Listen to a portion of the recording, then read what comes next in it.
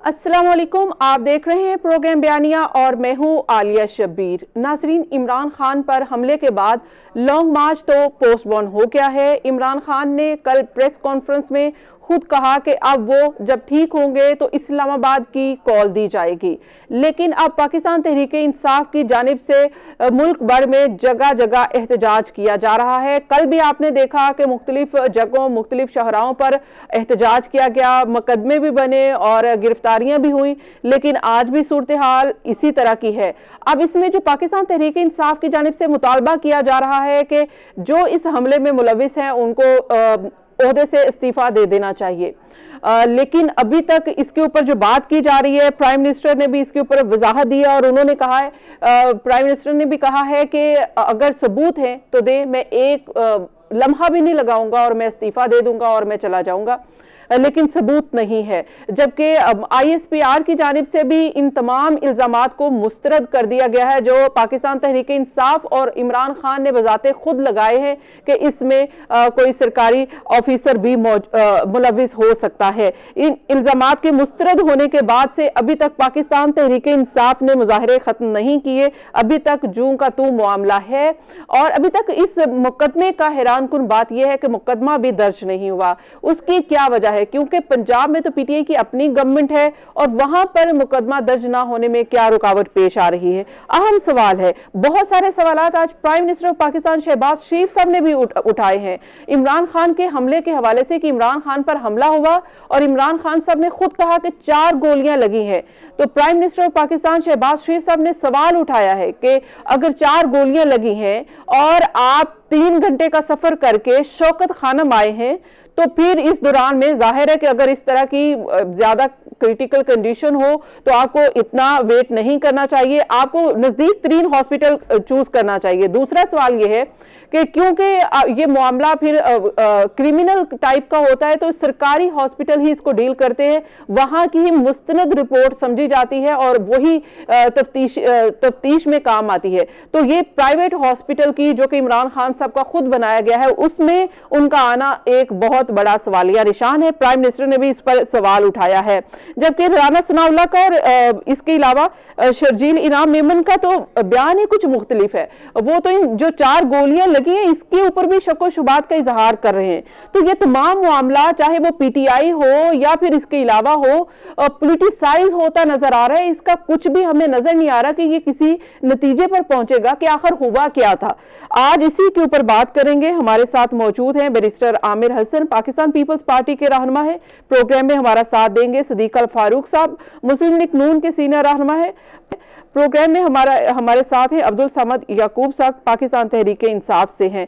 आप तमाम मेहमानों का बहुत बहुत शुक्रिया प्रोग्राम में ज्वाइन करने के लिए। सबसे पहले सदीक अल फारूक साहब की जानिब चलती है। सदीक अल फारूक साहब, ये जो मुकदमा दर्ज करने का मामला है, ये क्या कोई, जैसे कि प्राइम मिनिस्टर साहब ने भी कहा है कि ये अपनी मर्जी का मुकदमा दर्ज करवाना चाहते हैं, तो अगर एक विक्टिम है और अपनी मर्जी का मुकदमा दर्ज करवाना चाहता है, एक तो वो मर्जी बताइए कि क्या हो सकती है और दूसरा ये करवाना भी अगर चाहता है तो उसमें रुकावट क्या है, किस किस्म की मर्जी भी है, ये भी बताइए।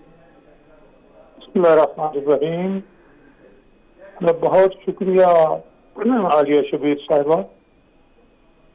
पहले तो मैं ये अर्ज करूंगा कि अगर आप थोड़ा बहुत कानून जरूर आपको मालूम होगा, मैं जानता हूँ बैरिस्टर साहब आपके पास हैं, तो जब मौके का मुलजिम पकड़ा जाए, पकड़ने वाला तहरीक इंसाफ का कारकुन हो, मुलजिम का पहला एतराफी बयान बगैर किसी दबाव बगैर किसी तशद्दुद के सामने आ जाए, उसका जो आला इस्तेमाल उसने किया हो वो भी पकड़ा जाए, मैगजीनें भी पकड़ी जाए, तो और उस वक्त मौके के बहुत से लोग हों, बहुत से बयानात सामने आ जाए, तो फिर इमरान खान अपनी मर्जी का बयान कैसे, अपनी मर्जी की FIR कैसे दर्ज करवा सकते? नंबर 1। नंबर 2, वहाँ जो पुलिस है पंजाब की है, हुकूमत इमरान खान की है, दूसरे वज़ीर आला उनके इत्तेहादी हैं, 3000 पुलिस वाले साथ चल रहे हैं, इमरान खान के अपने गार्ड्स को 400-500 जो को खैबर पख्तूनख्वा हुकूमत ने दिए हुए हैं, कुछ फेडरल गवर्नमेंट ने दिए हुए हैं, ये सारे साथ चल रहे हैं। थ्रेट अलर्ट जो है वो सब ने जारी की हुई है। इन्होंने यही तासुर दिया था कि ये बुलेट प्रूफ कंटेनर है, जो अपना गाड़ी ये चल रही है उसमें गोली भी नहीं असर कर सकती।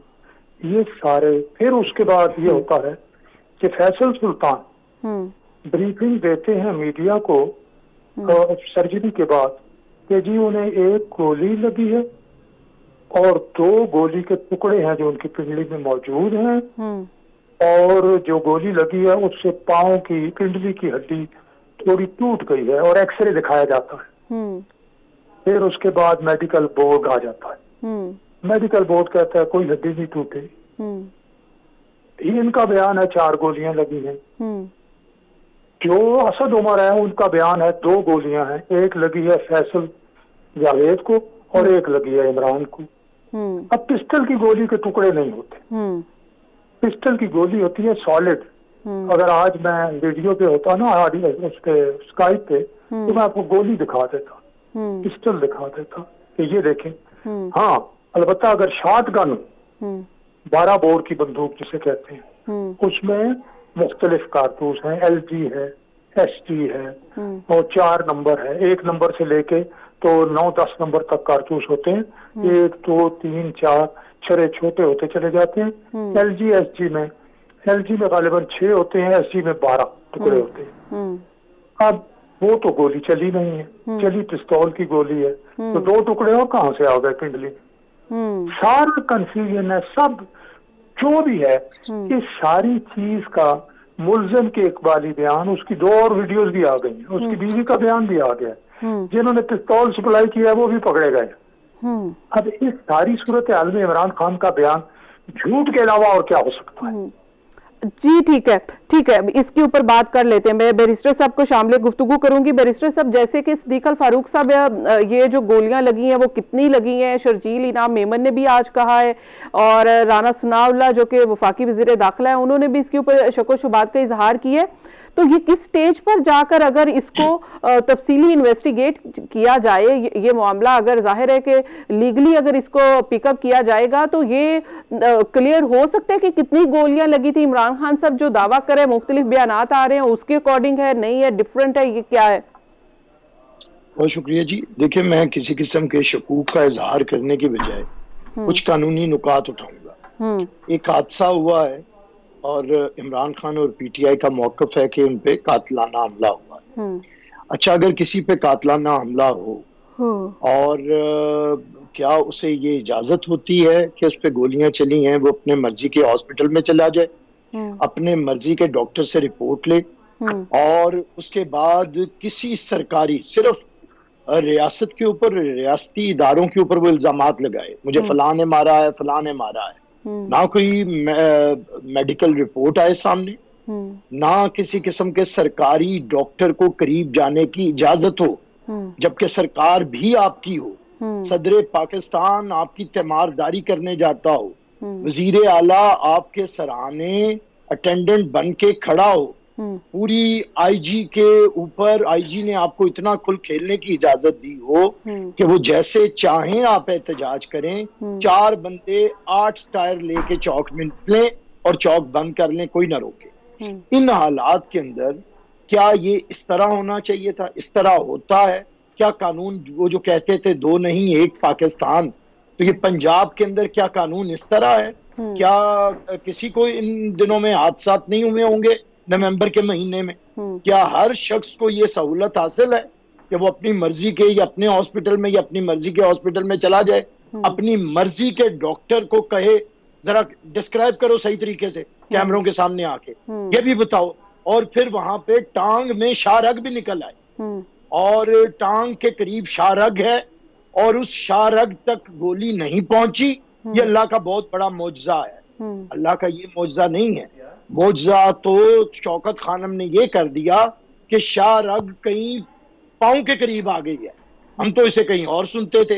ये मेडिकल हिस्ट्री में पहली दफा हुआ कि बैरिस्टर हमाद अजहर साहब ने हमें बताया है और उन्हें डॉक्टर फैसल सुल्तान ने बताया है कि शाहरग इमरान खान की टांग में थी और वो अल्लाह ने मौजा कर दिया कि वो शाहरग को नुकसान नहीं पहुंचा, वरना 20 मिनट में खुदा ना खास्ता ब्लीडिंग हो के।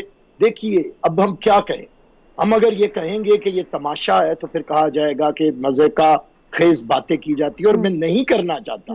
देखिए आलिया साहबा, पाकिस्तान पीपल्स पार्टी ने खून हमसे ज्यादा देखा नहीं किसी ने, लाशें हमसे ज्यादा किसी ने नहीं उठाए, और हमसे ज्यादा अपनी क्यादत की और ऐसी क्यादतों की जो मुसलमा इंटरनेशनल क्यादतें थी, अपने कांधों पे हमने जनाजे ढोए हैं, लेकिन रियासत के खिलाफ हमने कोई बात नहीं की, कोई हंगामा आराई नहीं की।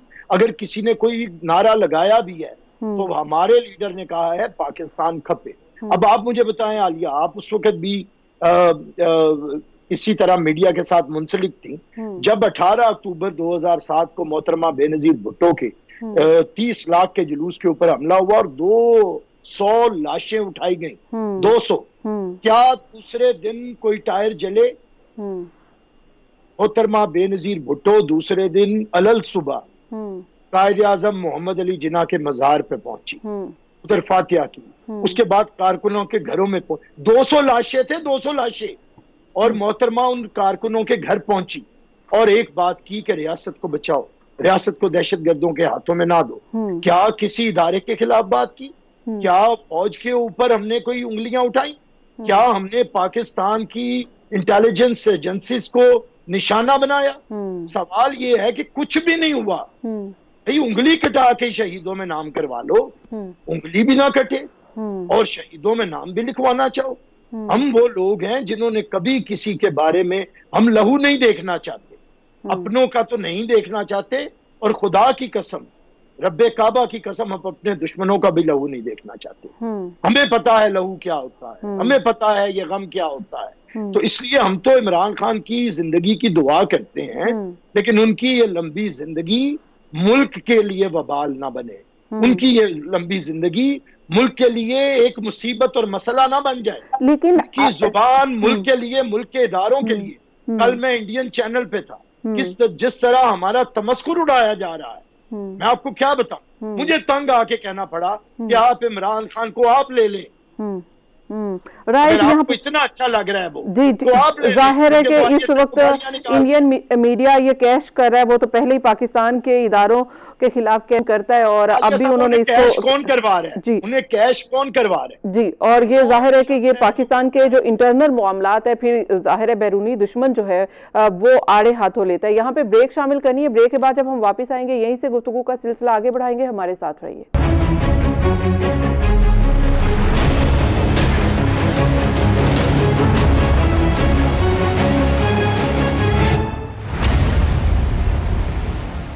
वेलकम बैक नाज़रीन, प्रोग्राम में एक बार फिर से खुशामदीद। और अब हम बात कर रहे हैं कि इमरान खान के हमले के बाद से जिस तरह के वाक़यात और इल्ज़ामात की एक बौछार हुई है, इससे मुल्क को नुकसान तो ज़रूर हो सकता है। जैसे बैरिस्टर साहब कह रहे हैं कि दुश्मन भी इससे फ़ायदा उठा रहा है और जो भारतीय मीडिया है वो भी प्रोपेगेंडा कर रहा है। लेकिन ये हमले के जो सबसे खदोखाल हैं, सबसे पहले तो इसका जायज़ा लेना है। हमारे साथ अब्दुल समद याकूब साहब हैं। जी समद साहब, मेरा आपसे सवाल ये था कि मामला तो बड़ा सिंपल सा है। एक तो आज वजीर आजम साहब ने भी सवाल उठाया है कि इमरान खान साहब को 4 गोलियां लगी हैं, वो 3 घंटे का सफर तय करके वो शौकत खानम आए हैं, करीबी तरीन वहां पे जो सरकारी अस्पताल था उसका इंतखाब क्यों नहीं किया गया? देखिए, सबसे पहली रीजन तो ये है कि वहाँ वजीराबाद में कोई ऐसा हॉस्पिटल जो नहीं होगा जहाँ पे खान साहब को जो है ना वो एक तो सिक्योरिटी उस तरीके से प्रोवाइड की जा सकती, क्योंकि उस रीजन में वैसे ही पहले से ही एक अटैक हो चुका हुआ था और आपको सरकारी अस्पतालों की हालत जार का बखूबी इल्म है। और जब एक बेहतर फैसिलिटी अगर उनके पास मौजूद है कैंसर हॉस्पिटल की शक्ल में, तो उन्हें वहां पे ले जाया गया है कि वहां पे उनका जाके इलाज कराया जाए। और बेहतर इलाज में इसमें कोई हर्ज वाली बात तो नहीं है कि बिल्कुल भी नहीं है। मैं बिल्कुल भी नहीं, सर्जरी के लिए लंदन तो नहीं भागे ना वो। जी बिल्कुल भी हर्ज नहीं है, उनको उनकी चॉइस के मुताबिक उनका ट्रीटमेंट होना चाहिए। लेकिन यहाँ पे सवाल ये है कि सेंसिटिव कितना है मामला। सेंसिटिव इसलिए है कि एक इंसान की जान सबसे ज्यादा कीमती है और अगर उस वक्त उसको सबसे ज्यादा जरूरत है फौरी तौर पर उसको इलाज की, तो वो 3 घंटे का सफर तय नहीं करेगा, वो करीब तरीन देखेगा कि जहां पे उसको इलाज फराहम किया जाए। दूसरा पॉइंट इसमें यह है कि क्योंकि आप लोग चाहते हैं कि आपकी मर्जी की FIR हो, अब अस्पताल जो आपने चूज किया है वो एक प्राइवेट है और इमरान खान ही उनके करता धरता बनाने वाले हैं, तो अब अपनी मर्जी की FIR के लिए तो सरकारी रिपोर्ट दरकार होगी। तो सरकारी रिपोर्ट जो भी फैक्ट्स होंगे, फाइंडिंग्स होंगी, गोलियां कितनी लगी हैं, क्योंकि वजीर दाखिला भी कह रहे हैं, बाकी भी लोग सवाल उठा रहे हैं कि गोलियां कितनी लगी हैं, शेल लगे हैं, इसमें जरे लगे हैं, क्या है ये अभी कुछ पता नहीं है। तो इस पर भी अभी अगर आप चाहें तो सरकारी अस्पताल से एक मुआयना हो सकता है ताकि आपकी मर्जी की FIR हो जाए। देखिए, मेरे ख्याल में इस सूरत हाल में जहाँ पे एक हाई प्रोफाइल केस हो और वहाँ पे असैसिनेशन अटेम्प्ट हो, तो मेरे ख्याल में ये विफाक की भी जिम्मेवारी बनती है, या सूबा तो हमारे पास हुकूमत है, वहाँ पे एक डॉक्टर्स की कोई जॉइंट टीम बनाई जा सकती है, कोई मेडिकल बोर्ड बनाया जा सकता है, उनके एक्सरेज को, उनकी रिपोर्ट्स को एग्जामिन किया जा सकता है। ये तो रही एक अलग बात, लेकिन आपसे मेरा एक सवाल है कि क्या अगर उन्हें गोली ना लगती, मगर ये वाकया जैसे पेश आया, जैसे रोनुमा हुआ और जैसे बाकी एक शख्स की वहां पे हलाकत हुई, अगर इस तरीके से वो किया जाए, अगर गोली या मेडिकल रिपोर्ट को एक साइड पे भी रख दिया जाए, तो क्या उस वाक्य को कोई डिनाई कर सकता है? क्या उसकी फुटेजेस मौजूद नहीं है? क्या उनके पास फेडरल इन्वेस्टिगेशन एजेंसी FIA, इनके पास मिनिस्ट्री ऑफ डिफेंस के नीचे आने वाली मल्टीपल एजेंसीज हो जाती हैं, सॉरी मिनिस्ट्री ऑफ इंटीरियर के नीचे आने वाली मल्टीपल एजेंसीज हो जाती हैं जो कि तहकीकात करा सकती हैं, जॉइंट इन्वेस्टिगेशन बन सकती है। क्या हुआ इसको तो सब मान रहे हैं ना, सब वाकया सब मान रहे हैं, लेकिन अब सवाल ये है कि जो वहां पे एक वहां पे कारकुन था या एक आम शहरी था, वो वहां पे उसकी जान गई, उसका पोस्टमार्टम नहीं हुआ, फिर उसके बाद जो जख्मी है उनकी भी तमाम सरकारी जो हॉस्पिटल्स हैं वो उसके ऊपर रिपोर्ट बना के देंगे, तो ये मामला तो फिर आगे बढ़ेगा नहीं, सियासत की नजर हो जाएगा। देखें ये तो इसकी पोस्टमार्टम, अगर अरशद शरीफ का पोस्टमार्टम वहां पे टॉप्सी हुई वहां पे कीनिया में और वो यहाँ पे आए, तो इनकी रिक्वायरमेंट के मुताबिक यहाँ पे अलहदा की गई। इसी तरीके से अगर उसकी पोस्टमार्टम ना हुई तो ये तो एक बहुत बड़ा फ्लॉ आ जाता है, ये तो बहुत बड़ा ब्लंडर है कि अगर उसकी पोस्टमार्टम रिपोर्ट नहीं ली गई। लेकिन बहरहाल इसमें क्योंकि मल्टीपल विक्टिम्स हैं, तो मेरा ये ख्याल है कि उस वाक्य को एज ए जो टेररिज्म का ये जो एक्ट हुआ है, पहले तो आप ये देखेंगे उसको किस तरीके से इन्होंने मजहबी रंग देने की कोशिश की कि वजीर दाखिला जो थे वो एक नैरेटिव बिल्ड करने की कोशिश कर रहे थे कि ये एक मजहबी, जिस तरह सलमान तसीर के साथ वाकया पेश आया, एक इंडिविजुअल एक्ट है। फिर रात को बरजमान होते हैं वो एक टीवी प्रोग्राम में और वहां पे आके वो दावा कर देते हैं कि गोलियां तो लगी ही नहीं। तो इस तरीके से वो फिर बाद में विक्टिम ब्लेमिंग की तरफ चले जाते हैं। तो सही है। अब अब्दुल समद साहब, बात यह है कि जाहिर है कि अगर आप लोग चाहें तो मामला सियासत की नजर होने से बच सकता है, उसकी यह है कि संजीदगी का मुजाहरा आप लोग भी करें, और इसको अब पंजाब में आप लोगों की गवर्नमेंट है, फिर प्रॉब्लम कहाँ पर आ रही है कि कहाँ पे कोऑपरेशन नहीं है। हॉस्पिटल्स आपके अंडर है, सरकारी हॉस्पिटल्स, जाहिर है कि पंजाब गवर्नमेंट आपकी है तो आपके अंडर है, जो जितनी भी पुलिस स्टेशन हैं वो भी आपके अंडर हैं, तो फिर मामला कहाँ पे, प्रॉब्लम कहाँ पर है? हमारी हालत ज़ार तो ये है कि एक FIR जो है वो नहीं कर सकी, यानी कि हमारा वजीर आला होते हुए, और हमारा ये तो सेम उसी तरह से हमें एहसास हो रहा है, कुछ फीलिंग उस तरह की है कि जैसे 9 तारीख को प्राइम मिनिस्टर इमरान खान साहब थे, लेकिन रेड जोन जो है वो किसके कहने के ऊपर सील किया गया था। ये तो उस तरह की फीलिंग्स आ रही हैं कि हुकूमत बज़ाहिर तो हमारी होती है, लेकिन इक़्तिदार शायद किसी और के पास होता है।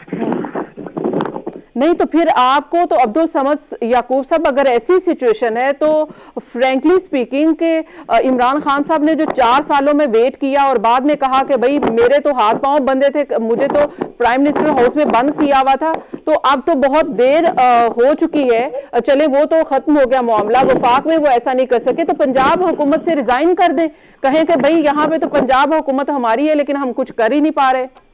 मेरे ख्याल में इस वाक्य के बाद जो है संजीदगी से गौर करना पड़ेगा, क्योंकि मसलहतन अगर किसी चीज को हमने ये पंजाब जो था वो मसलहतन लिया था, तो इसलिए इस पर तो क्योंकि जाहिर है वो एक क़यादत ही फैसला कर सकती है कि उनका लाहेअमल आगे क्या होगा पंजाब के हवाले से। लेकिन एक बड़ी तशवीशनाक बात ये हो जाती है कि हमारी FIR जो है कल SHO जो है वो टैग देने को तैयार नहीं था रिसीविंग का।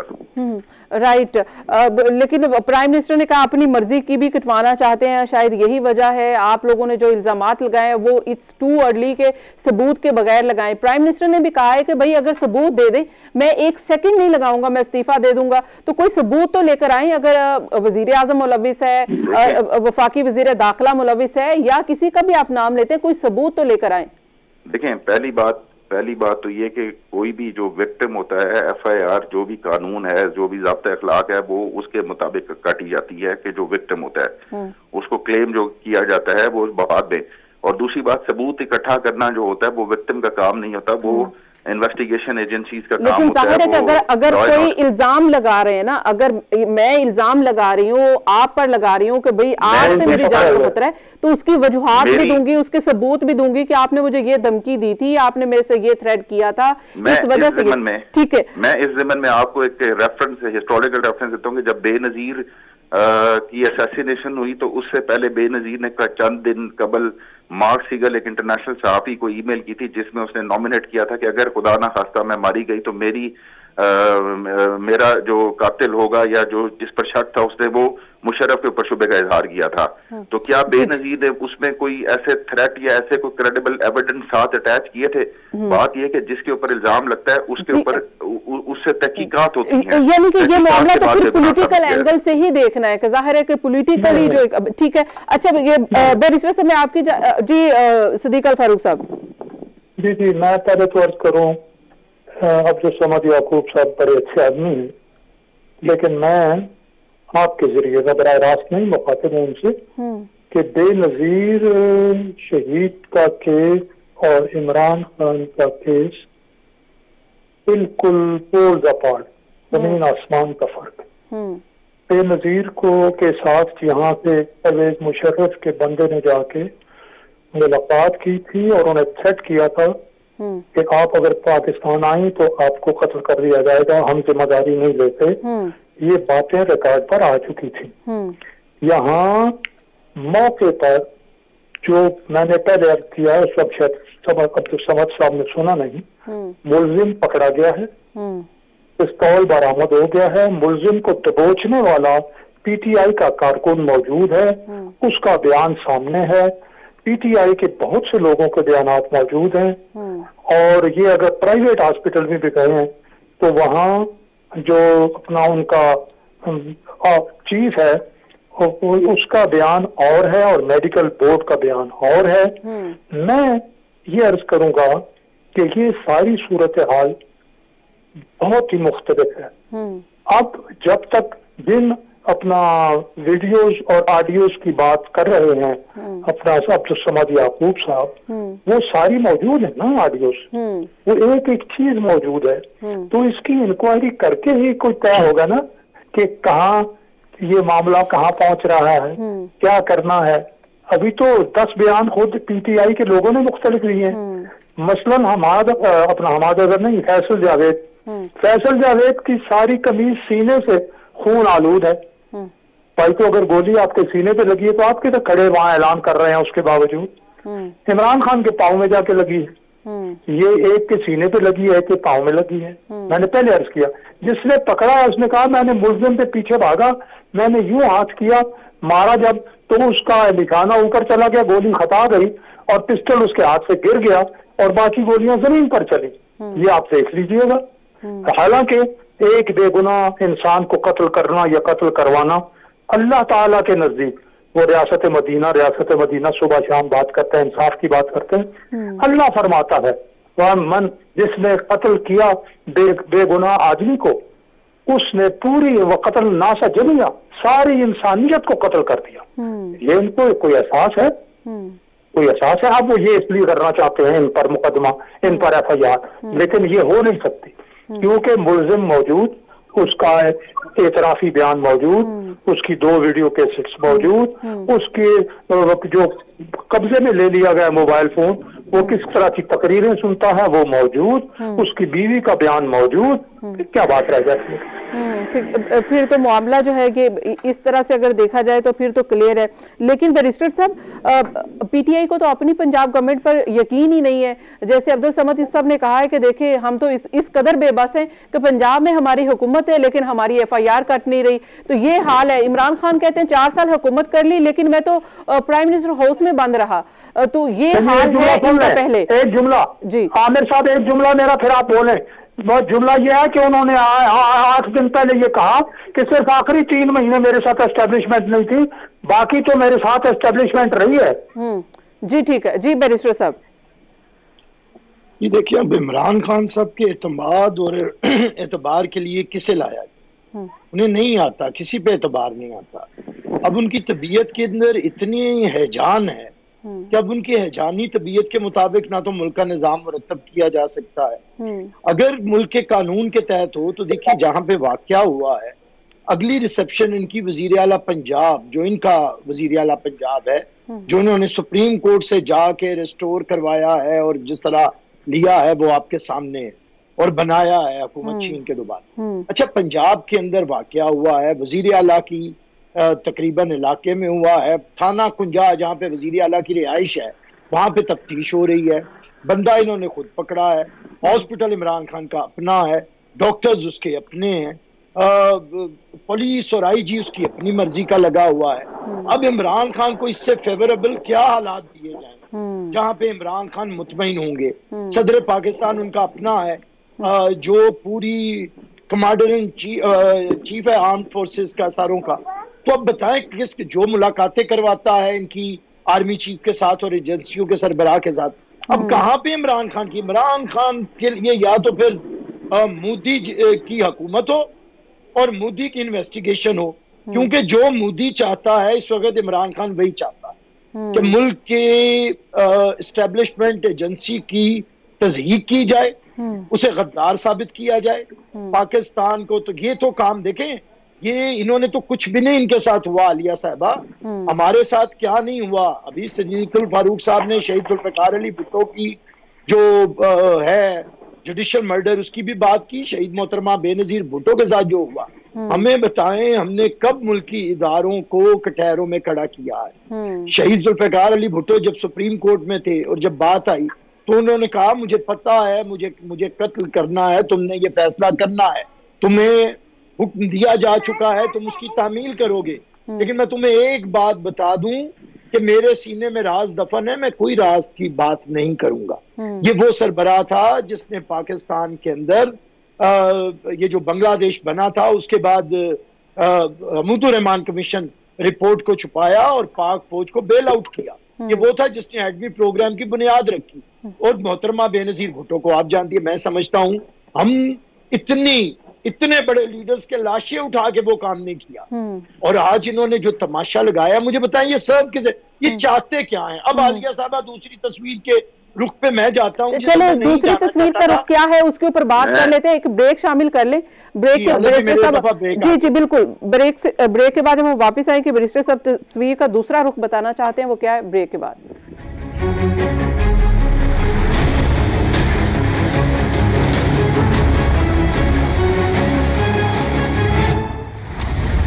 वेलकम बैक नाज़रीन, प्रोग्राम में एक बार फिर से खुशामदीद। बैरिस्टर साहब आप कंटिन्यू कीजिएगा। समझ साहब मैं फिर आपकी जानिब आती हूँ जी।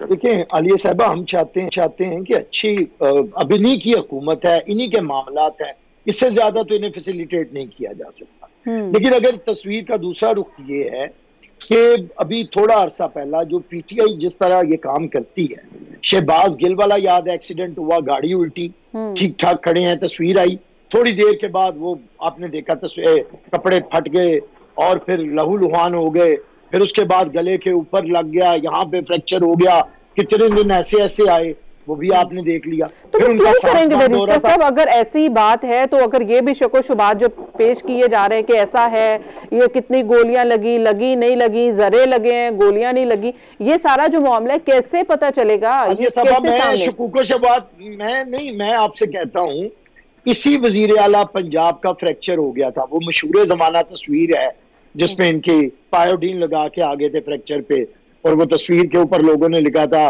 दे दे सखिया राह खुदा तेरा अल्लाह ही बूटा लाएगा। वो वाली जो तस्वीर है ये उस वजीर आला की हुकूमत है। वो भी हमने तमाशा होते हुए देखा, किसी ने उसका नहीं किया कि भी फ्रैक्चर हुआ है तो मेडिकल नहीं करवाते। किसने मेडिकल करवाना है? इस वजीर आला की जो कल गया हुआ था, क्या ड्यूटी नहीं है कि वहां पे फौरी तौर पे शौकत खान में ही भेजे डॉक्टर्स को, सरकारी डॉक्टर्स को, या खान साहब को एम्बुलेंस पे लेके जाएं और जाके उनका सारा ये करें। मेडिकल लीगल रिपोर्ट किसने देनी है? पुलिस के क्यों एफआईआर नहीं काटी जा रही? क्यों एफआईआर नहीं दे रही? किसने एफआईआर देनी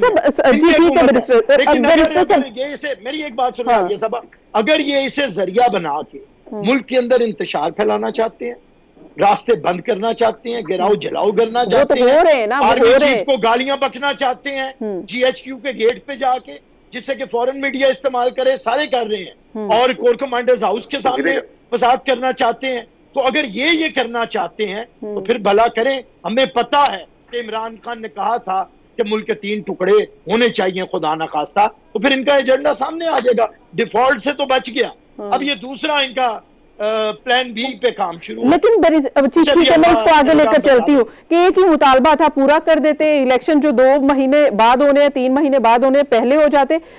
इसके ऊपर मैं सवाल करती हूँ सिद्दीक फारूक साहब से। आप लोग शहबाज शरीफ का इस्तीफे का मुतालबा करते हैं, राना सनाउल्लाह के इस्तीफे का मुतालबा करते हैं, तो अपने वजीर आला का इस्तीफा ले लें। जैसे मैंने कहा कि पंजाब हुकूमत से आप इस्तीफा देते हैं, लेकिन पहले मुतालबा इधर कर ले कि वो हमारा वजीर आला जो है वो तो इतना नहीं कर सकता कि एक एफआईआर दर्ज हो जाए, तो उससे इस्तीफे का मुतालबा करें। देखें, पहली बात तो ये कि हमारे सामने जो बेनजीर मर्डर केस है वो एक टेस्ट केस है। देखिए, उसके बाद जो हुकूमत आई थी वो पीपल्स पार्टी की हुकूमत थी, विफाक में पीपल्स पार्टी की हुकूमत आई। अक़वाम मुत्तहिदा की तफ्तीश की टीम आई, यहाँ पे तफ्तीश की, 5 साल तक इनकी हुकूमत रही, लेकिन बेनजीर के कातिल नहीं पकड़े गए। और बेनजीर ने एक नाम मुशर्रफ के अलावा अगर कोई और दिया था तो वो परवेज इलाही का भी था, जो इनका डिप्टी प्राइम मिनिस्टर इन्होंने बनाया वहां पे। और मैं कम से कम नाम लेते हुए थोड़ा इखलाकी तकाजे पूरे कर लिए। मैं आपसे उम्मीद रखता हूँ, आपकी भी कोई माँ होगी, बहन होगी, तो कोई साहिबा होता है, कोई उनका फैमिली नेम लगा लें। आप उनका फर्स्ट नेम ले रहे हैं और तवातुर से ले रहे हैं। अच्छा, चलें माजरत कोई अपनी तरबियत दिखा दे। नहीं माजरत। अच्छा, बेनजीर भुट्टो मेरी तो खैर एक पसंदीदा शख्सियत थी। पसंदीदा शख्सियत का नाम अपनी माँ का नाम नहीं, चले आपके सेंटीमेंट हर्ट हुए तो उन्होंने बता दिया है, आपके सेंटीमेंट हर्ट हुए तो फ्लुएंटली उनसे निकल गया। जी बात करें। भी किया, 2 दफा मुसलसल इन्होंने किया। जी ठीक है, मैंने अब इसलिए ये बात जी ठीक है। जी नहीं, उनकी रिस्पेक्ट में तो, उनकी शान में तो कोई हम सोच नहीं सकते कि क्योंकि जितनी वजीम लीडर थी। बहरहाल कहने का मकसद ये है कि जो इन्वेस्टिगेशन इनके अंडर हुई, इनकी जो भी एजेंसीज थी वो सारी इनके अंडर थी, और आपको पता है कि उस इन्वेस्टिगेशन रिपोर्ट के मुताबिक बेनजीर साहिबा की शहादत जो है वो गाड़ी के लीवर लगने से हुई। अच्छा, चलिए वो जो कुछ भी होगा समझ सब शहीद के मुकदमे का कोई इसके साथ है।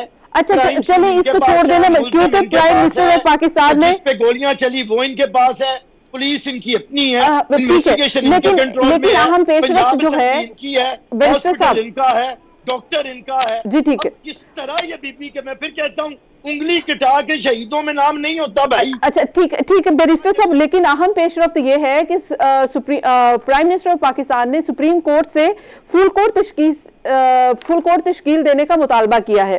तो अब ये तो अब्दुल समद याकूब साहब, आप लोग मेरे ख्याल में इस पर एग्री हो जाएंगे। आप लोगों के भी जो भी शिकवे गिले हैं वो भी पूरे हो सकते हैं अगर फुल कोर्ट तश्कील दे दिया जाए तो। इन्वेस्टिगेशन जो होती है वो तो कोर्ट नहीं किया करती। कोर्ट कभी भी इन्वेस्टिगेशन में शामिल नहीं हुआ करती, जुडिशियल इंक्वायरीज हुआ करती हैं, लेकिन उससे पहले जो एक तहकीक का और तफ्तीश का जो अमल होता है वो तो निचली सतह पे होता है, और फिर अगर कोई JIT बनाई जाए तो फिर उसमें आपको पता है कि मल्टीपल एजेंसीज भी शामिल हो सकती हैं। लेकिन मेरा नहीं ख्याल कि जो जिस तरीके से जो हमारा स्टैंड है वो ये है कि जो फेडरल एजेंसीज हैं वो जाहिर है राना सनाउल्लाह के नीचे आती हैं, जो कि मल्टीपल टाइम हमें थ्रेट कर चुका है, तो क्या क्रेडिबिलिटी रह जाती है कि उसके अंडर में होने वाली इंक्वायरी जो होगी वो शफाफ होगी और वो अपनी मंतकी अंजाम तक पहुंचेगी? लेकिन, तो मेरा नहीं ख्याल, लेकिन एटलीस्ट सुप्रीम कोर्ट का फुल कोर्ट, उस पे तो आप लोगों को ट्रस्ट होगा ना। अगर फुल कोर्ट बनता है, वो जो इमरान खान साहब ने इल्जामात लगाए हैं, जब वो इल्जामात के लिए आप वहां पर जाएं और बताएं, आपने सबूत दें, आपने इल्जामात को साबित करें, तो वो क्लियर हो जाएगा। जो भी होगा फिर सुप्रीम कोर्ट को तो उस पर तो ट्रस्ट कर सकते हैं आप लोग। देखें, सुप्रीम कोर्ट अगेन एक इंक्वायरी कमीशन बिठाया जा सकता है, मगर निचली सतह पे होने वाली तहकीकात जो होती हैं, जो फोरेंसिक होती हैं, जो लेबोरेटरीज होती हैं, या इस तरह की वो जो अमल एक पूरा प्रोसेस चाहिए होता है। मैंने आपसे कहा कि बेनजीर शहीद साहिबा का जो वो कत्ल है, आज तक आइडेंटिफाई नहीं हो सका, इतना हाई प्रोफाइल मर्डर जिसमें यूनाइटेड नेशन की टीम इन्वॉल्व थी। तो यहाँ पे तो एक वाकया अब चले पंजाब के अंदर पेश आया जिसमें कोई हाई प्रोफाइल एक नाकाम असैसिनेशन अटेम्प्ट थी, लेकिन उसके बाद या अगर हामिद मीर को पेट में गोलियां लगी, उसकी आज तक तहकीक नहीं हो सकी। यहाँ पे किसकी तहकीक किया, कौन सी तहकीकात जो है वो अपने मंतकी अंजाम तक पहुंच सकी हैं? जी सिद्दीक अल फारूक साहब। जी मैं पहले तो अर्ज करूंगा, असल में मुझे याकूब साहब का बहुत एहतराम है, लेकिन मसला ये है कि जो आदमी ये कहे कि सिर्फ 3 महीने एस्टेब्लिशमेंट ने मेरा साथ नहीं दिया, बाकी तो एस्टेब्लिशमेंट मेरे साथ थी, तो फिर उसके बाद 3 महीने अगर साथ नहीं दिया तो क्या हुआ? 3.5 साल, आप 3.25 साल आपने हुकूमत की है, 3.5 साल का हिसाब दे दें। उस पे जब आपके खिलाफ अदम एतमाद हुआ, आप नाम लेते हो कि जी हमारे 20 लोग जो हैं वो सिंध हाउस में रखे गए, किसी एक ने वोट दिया हो अगर एतमाद का, किसी एक को वजीर बनाया गया हो, बताइए। लेकिन वो इमरान खान कहता है कि शहबाज शरीफ की हुकूमत बनने से बेहतर था कि पाकिस्तान पर एटम बम गिरा दिया जाए।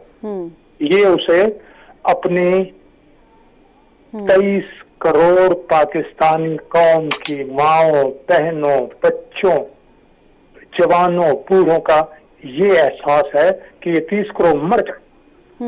फिर अब परसों क्या कहते हैं कि जनाब इंडिया कब्जा कर ले, लेकिन ये क्यों है इधर बैठे हुए, इनकी हुकूमत खत्म हो, अगर नहीं होती तो इंडिया कब्जा कर ले, इंडिया कब्जा कर ले। ये उसे पाकिस्तान से मोहब्बत है। वो इंडिया जिसकी बात करते करते उसको सलामती कौंसिल की रुकनीत का वोट इमरान खान दे। आज आजादी मार्च की बात करते हो इमरान खान साहब, ट्रंप ने आपको व्हाइट हाउस दिखाया तो आपने कहा मुझे तो यूं लगा जैसे मैं दूसरा वर्ल्ड कप जीत के आया। ट्रंप ने आपको कहा, आपने चीन के साथ सी पैक जो हमारा मुआहदा है, जो पाकिस्तान के लिए एक लाइफ लाइन है, आपने उसे बंद कर दिया। अब आजादी मार्च की बात करते हो और अमेरिका के खिलाफ बात करते हो। ट्रंप के कहने पे आपने अभिनंदन जिसने पाकिस्तान में बम बरसाए और वो जहाज गिरा लिया हमारी बहादुर एयरफोर्स ने, वो आपने, ट्रंप ने वहां ऐलान किया कि 8 घंटे के बाद पाकिस्तान से अभिनंदन रिहा हो जाएगा और आपने रिहा कर दिया। आप किस आजादी की बात करते हो? आपने मोदी के 350 कैदियों को जो इंडिया ने रिहा किया मोदी के इलेक्शन कैंपेन में, अभिनंदन को इलेक्शन कैंपेन में, और कहा दुआ करें मोदी जीत जाए ताकि कश्मीर का मसला हल हो। फिर ये मसला कश्मीर का हल हो गया। आपने ट्रंप अमेरिकी सदर के कहने पे ये सब कुछ किया। आपने ट्रंप के कहने पे IMF के हवाले कर दिया पाकिस्तान का स्टेट बैंक और उसके लिए आपने कानून साजी की। किस आजादी की जंग लड़ रहे हो? कौन सा आजाद पाकिस्तान आप बनाना चाह रहे हो, जरा बताओ हमें। अच्छा, अगर बात की जाए, ये देखिए जमहूरी और पॉलिटिकल रवैये यही होते हैं कि जाहिर है कि अगर एक पार्टी सड़कों पर निकल आती है और इतनी ज़्यादा पावर शो करवाती है, प्रेशर बिल्टअप करती है, तो वो तो यही है कि मॉरली बड़ी बड़ी हुकूमतें जो है वो इस्तीफे देकर घर चली जाती हैं। तो अगर इमरान खान साहब अर्ली इलेक्शन की मुतालबा भी कर रहे हैं तो क्या हर्ज है इसके ऊपर सिद्दीक अल फारूक साहब के ये हुकूमत इलेक्शन अनाउंस कर दे? पहली बात तो ये है कि क्या इमरान खान ने जब ये देखा कि मेरे खिलाफ वोट, अदम एतमाद का वोट आ गया है, और इमरान खान कहता फिर कि मुझे अक्टूबर 21 में पता चल गया था कि मेरे खिलाफ वोट का अदम एतमाद का वोट आ रहा है।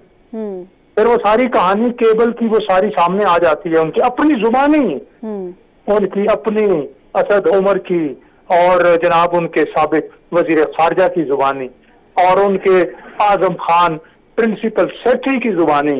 इमरान खान ने कोई इस्तीफा दिया? उस वक्त इमरान खान ने क्यों नहीं इस्तीफा दिया कि उनके खिलाफ अदम एतमाद आ गई है, अब मैं इस्तीफा दे के घर चला जाऊं?